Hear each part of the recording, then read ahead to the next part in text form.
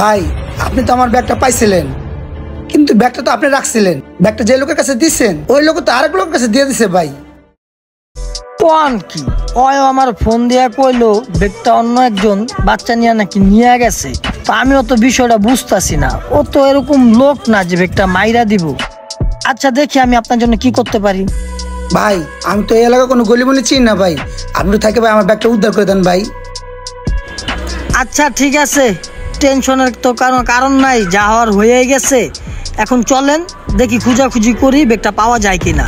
চলেন ভাই, এখন আবার সব গলি তো খোঁজাখুঁজি করতে হবো। আরে জ্বালা রে।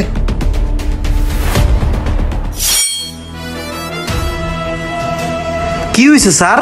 এই ব্যাগের ভিতরে মাদক পাওয়া গেছে। লয়ে যান স্যার, লয়ে যান। কখনো বড় কোনো আর্থিক লেনদেন বা পণ্য হস্তান্তরের ক্ষেত্রে তৃতীয় পক্ষ হিসাবে কখনো দায়ী থাকবেন না। তৃতীয় পক্ষ হিসাবে